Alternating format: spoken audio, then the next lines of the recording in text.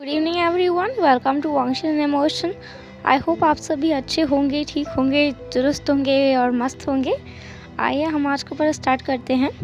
Last one में हमने देखा था कि काय बहुत परेशान था क्योंकि मास्कमैन ने उससे बोला था अगर काय मास्कमैन का कंडीशन नहीं मानेगा तो मास्कमैन विंग का जान ले लेगा या फिर वो उसको कभी वापस नहीं करेगा। सो काय बहुत ज़्यादा टेंशन में था कि अब क्या किया जाए।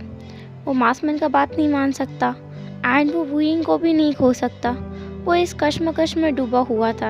एंड दूसरा तरफ वांगची एंड वुइंग का रोमांटिक सेशन को जियांगचन एंड जेबूजन ने आकर के डिस्टर्ब कर दिया था। इस बात ने वुइंग को तो ज़्यादा इफेक्ट नहीं किया, बट वांगची बहुत ज़्यादा डिसअपॉइंट हो गया था एंड इरिटेटेड फील कर रहा था। उसे गुस्सा भी आ रहा था। एंड फिर वो उन्होंने प्लानिंग करना स्टार्ट किया था कि आगे क्या किया जाए।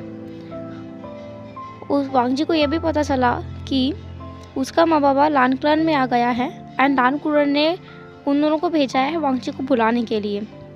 बट अभी तो वो जा नहीं सकते क्योंकि जैसा कि बताया गया था 2 दिन लगता है किसी को सेक्लूजन से वापस लाने के लिए। एंड वो आज ही पहुंच गए क्योंकि वांगजी तो कभी सेक्लूजन में गया ही नहीं।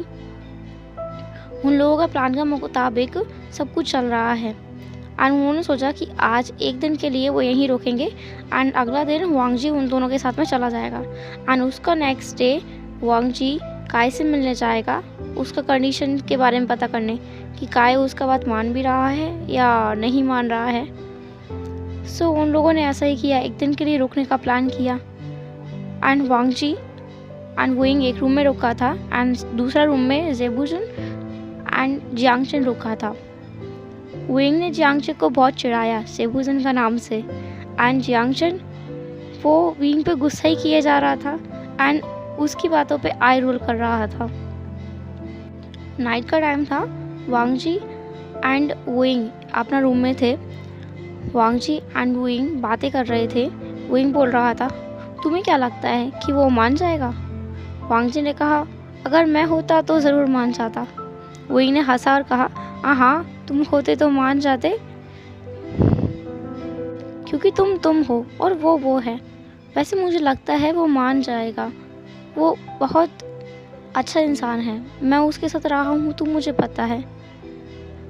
अब विंग तो ये सब बोले जा रहा था, वो असल में काय का तारीफ कर रहा था, बट उसने इस बात पर ध्यान भी नहीं दिया कि विंग के बातों से वहाँ पे कोई है जो जलिस हो रहा है और जलन में वो टेबल के ऊपर मुट्ठी बांध के रखे हुए हैं एंड अपना आप को कंट्रोल कर रहा है।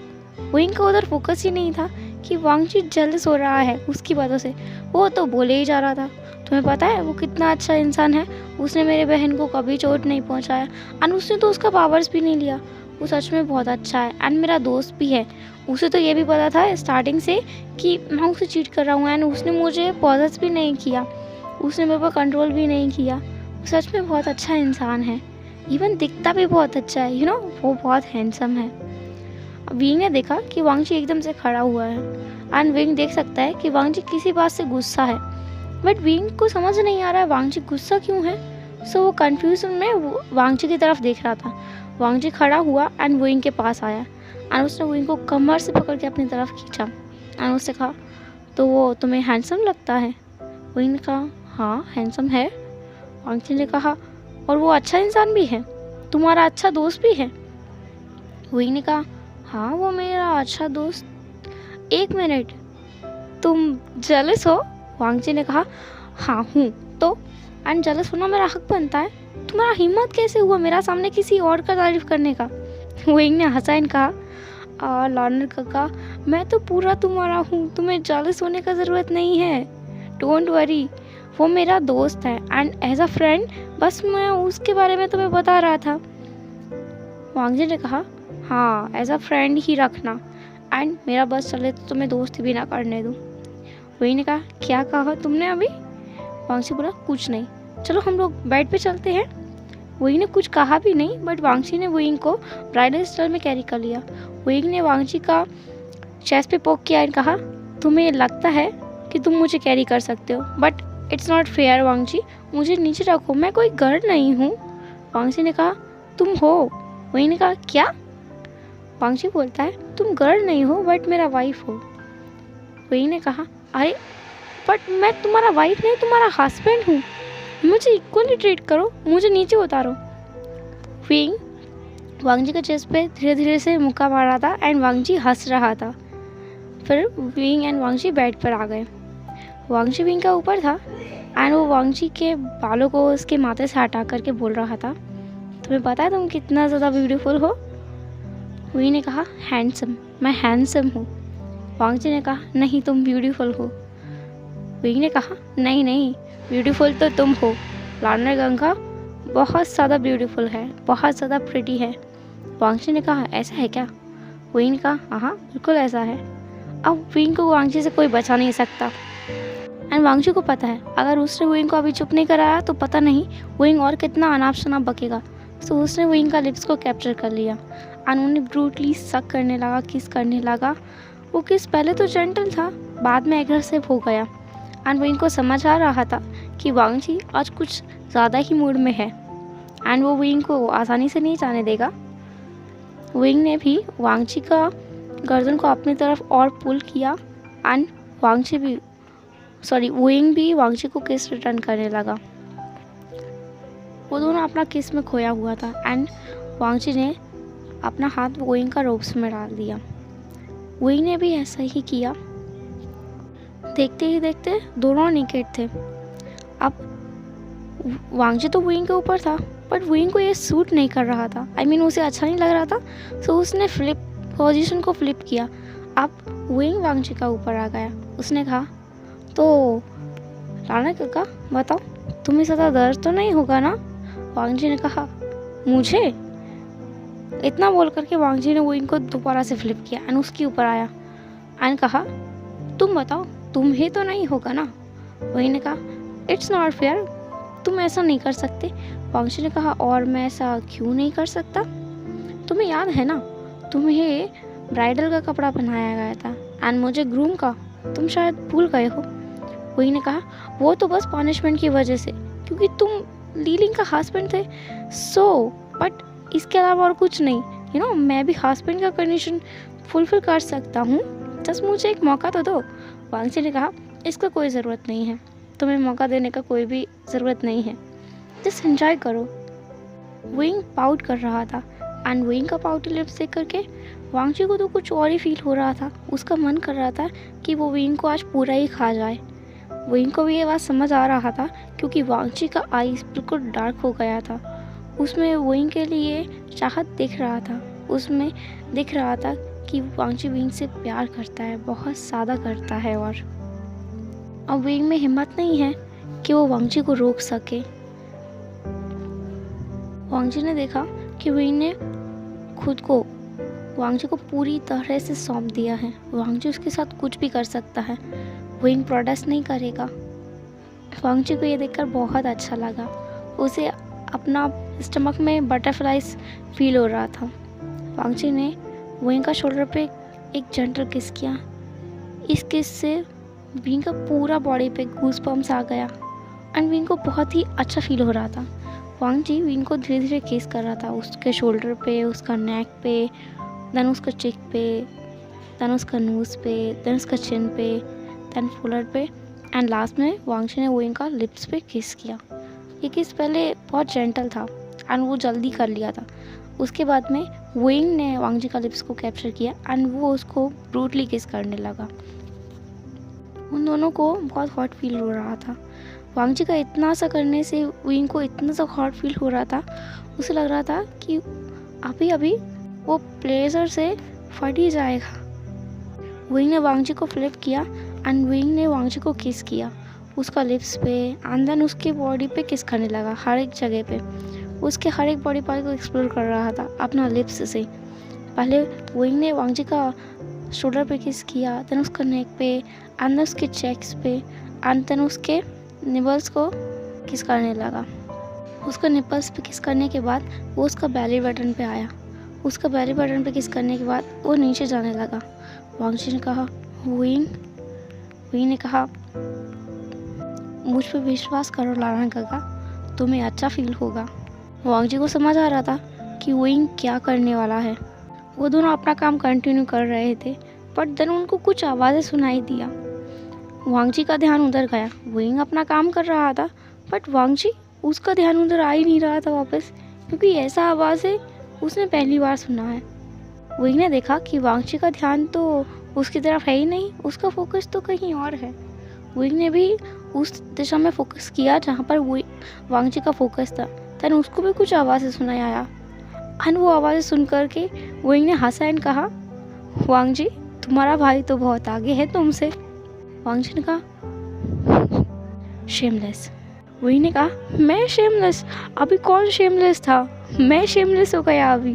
वैसे तुम्हारा भाई बहुत स्पीड से आगे बढ़ रहा है। उनको जांग चेंग का मॉर्निंग का आवाज़ आ रहा था। विंग अपना जगह से खड़ा हुआ। ये देखकर वांगजी को थोड़ा अजीब लगा। उसने कहा, विंग ने कहा, अरे रुको तो। विंग उस डोर की तरफ गया जिस रूम में लांसीचन एंड जियांगचन है, और वो कान लगा के सुनने लगा। और वांगजी इधर अपने मन में सोच रहा था, अभी से क्या हो गया, उनका सुन रहा है, हम लोग भी अपना कंटिन्यू कर सकते हैं। सो वांगजी वहाँ से खड़ा हुआ एंड विंग के पास गया। उसने कहा, विंग ने उसे चुप करा दिया।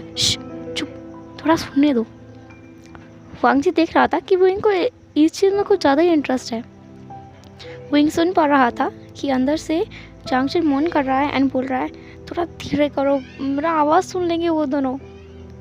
और ये सुन करके तो वांगजी का तो हालत ही ख़राब हो गया था कि वो क्या सुन रहा है। अपना भाई का वो नाइट एक्टिविटी सुन रहा है, एंड उसका हस्बैंड यहाँ आकर के उनके ऊपर स्पाई कर रहा है। उसे बिल्कुल सही नहीं लग रहा था। उसने विंग को किचन कहा, तुम यहाँ से चलो। विंग ने कहा, अरे क्या दिक्कत है, हम लोग थोड़ी उन्हें डिस्टर्ब कर रहे हैं, और उन्हें पता भी नहीं चलेगा, हम लोग बताएंगे भी नहीं। वांगजी ने कहा, ऐसा कुछ नहीं, तुम मेरे साथ चलो। वांगजी विंग को खींच रहा था, and wing non stop bus request किया जा रहा था कि उसे सुनना है, उसे बस ये एक बार सुनना है। वांगजी अपने आप में बहुत ज़्यादा इरिटेट हो गया था, क्योंकि हर बार जब उसका बारी आता है तो कुछ न कुछ गड़बड़ हो जाता है। फर्स्ट टाइम जब विंग ने कन्फेस करने का स्टार्ट किया था तो वो काय बीच में आ गया। देन सेकेंड टाइम उन दोनों ने अपना डिनर एक्टिविटी स्टार्ट ही किया था, बस किसी किया था, उतने में ही लांसीचन आ गया था। एंड आज जब वो लोग कंटिन्यू कर रहे थे तभी फिर से जेबूचन आ गया, एंड अभी वो कंटिन्यू कर रहे थे तो ये दोनों स्टार्ट हो गए, एंड विंग का ध्यान उधर चला गया। उसे खुद पे गुस्सा आ रहा था कि पहले उसने फोकस को डाइवर्ट किया, उसने ऐसा क्यों किया। वो देख पा रहा था कि वो कितना इंटरेस्ट लेकर के कान लगा करके जेबूचन के दरवाजे पे से अंदर का आवाज़ सुन रहा है। वांगजी को ये बिल्कुल भी ठीक नहीं लग रहा था कि वो अपना भाई का पर्सनल लाइफ में ऐसे स्पाई कर रहा है। सो उसने एक तालिस्मान से कुछ ड्रॉ किया और उस डोर पे लगा दिया। देन उसके बाद अंदर का कोई भी आवाज़ बाहर नहीं आया। विंग ने वांगजी की तरफ देखा और कहा, तुमने साइलेंस से ये स्पेल लगाया? वांगजी ने कहा, चलो ये सब ठीक नहीं है, हमें अपना कमरा में जाना चाहिए। विंग अभी भी नीकेट था। वांगजी ने कहा, एंड क्या होगा अगर वो लोग यहाँ आ जाए एंड तुम्हें ऐसा देख ले? विंग कहता है, अगर ऐसा हुआ तो क्या प्रॉब्लम है, मैं उन्हें बता दूंगा हम भी वही कर रहे थे जो वो लोग अभी कर रहे हैं। विंग ये हंसते हुए बोल रहा था, इधर वांगजी उसका हालत ही ख़राब हो रहा था कि विंग ऐसा शेमलेस बातें कर भी कैसे सकता है, एंड वो सुन भी रहा है। वांगजी ने विंग को खींचा और कहा, तुम मेरे साथ चलो, बट विंग मान ही नहीं रहा था। सो वांगजी के पास कोई और रास्ता ही नहीं बचा। उसने विंग के माउथ को ब्लॉक कर दिया साइलेंस स्पेल लगा करके, और उसने विंग को अपना गोद में उठा लिया ब्राइडल स्टाइल में। विंग प्रोटेस्ट कर रहा था एंड वांगजी उसको सुन ही नहीं रहा था। वो रूम में आया एंड उसने गेट को लॉक कर लिया एंड विंग को जोर से बेड पे फेंक दिया एंड उसका साइलेंस स्पेल भी हटा दिया। विंग ने चिल्लाते हुए कहा, ये कौन सा नॉनसेंस है, तुमने अपना हस्बैंड को ऐसे क्यों फेंका? मुझे लग गई है। वांगजी ने कहा, तुम इसी लायक हो, तुम वहाँ स्पाई कर रहे थे। विंग ने कहा, स्पाई नहीं कहते, एंड वैसे भी अगर उनको इतना ही चिंता है तो उन्हें साइलेंस स्पेल लगाना चाहिए था। ये उनका गलती है, मेरा नहीं। वांगजी ने कहा, तुम्हें मैं बता देता हूँ कि वो अंदर कर क्या रहे थे। तुम्हें आवाज़ें सुनना है ना तो तुम खुद का आवाज़ सुन लेना, जस्ट वेट। विंग अब डरने लगा। वांगजी का टोन देख के तो लग रहा है कि वांगजी आज रात को उस पर बिल्कुल मर्सी नहीं दिखाएगा। अब विंग को बहुत ज़्यादा डर लग रहा है। क्या वो कंटिन्यू करे? अगर उसने कंटिन्यू किया तो पता नहीं कल सुबह वो जिंदा भी बचे या वांगजी उसे पूरा ही खा जाए। विंग का खुरापाती दिमाग में कुछ चल आ रहा था एंड उसने सोचा क्यों ना वांग जी को थोड़ा परेशान किया जाए। सो वो बेड पे खड़ा हुआ एंड उसने कहा तुम कर सकते हो बट उसके लिए तुम्हें मुझे पकड़ना पड़ेगा। वो निकेट था एंड निकेट ही भाग रहा था। वांग जी भी निकेट था एंड उसको पहले तो बहुत शर्म आ रहा था पर उसने खुद से कहा कि इसमें शर्माने का क्या बात है, वो दोनों हस्बैंड्स हैं एंड वो एक दूसरे को निकेट देख भी लें तो क्या दिक्कत है, वैसे भी वो तो सब कुछ करने ही वाला है। सो अब उसे शाय फील नहीं हो रहा है विंग के सामने ओनली। जब विंग ने कहा कि उसे पकड़ दो तो वांग जी ने तुरंत उसको कैच करने के लिए आगे बढ़ा। जैसे ही वांग जी बेड के ऊपर गया विंग बेड से नीचे कूद गया और जैसे ही वांग जी बेड के नीचे गया विंग वहाँ से भागने लगा। एंड वांग जी तो लाल कलर से बिलोंग करता है, वो कहीं भी जाए अपना रूल्स को मॉरल्स को फॉलो करना नहीं भूलेगा। जो सिखाया है वो तो सीखे तो याद करना ही पड़ेगा। सो वो भाग नहीं रहा था, वो चल रहा था बट उसका रफ्तार बहुत तेज था। विंग दौड़ रहा था एंड वांग जी चल रहा था। विंग उसको जीप बताते हुए बोलता है लाना दादा मुझे पकड़ो, मैं इधर हूँ, देखो देखो जल्दी आओ। आज रात तुम यही गेम खेलते हुए कटेगा, मुझे बहुत अच्छा लग रहा है तुम्हारे साथ गेम खेल के। और उधर वांग जी सोच रहा था तुम एक बार मेरे हाथ तो लगो, फिर मैं तुम्हें गेम खेलना अच्छे से सिखाऊंगा। हेलो एवरीवन, तो कैसा लगा आज का बड़ा आपको? जैसा लगा हो कमेंट ज़रूर करना। एंड मुझे लगता है आज बहुत लोगों को गुस्सा आएगा कि भाई ये क्या है, उनका एक्टिविटी ऐसे, मतलब थोड़ा और बताना चाहिए था कि भाई आगे क्या होगा, क्या विंग एंड वांग जी के बीच में कुछ हो भी पाएगा अभी आज। तो ये तो हम कल के पार्ट में जानेंगे। एक्चुअली मैं बहुत एक्साइटेड हूँ कल के पार्ट के लिए कि भाई आगे क्या होगा अब। एंड तब तक के लिए टेक केयर, बाय बाय।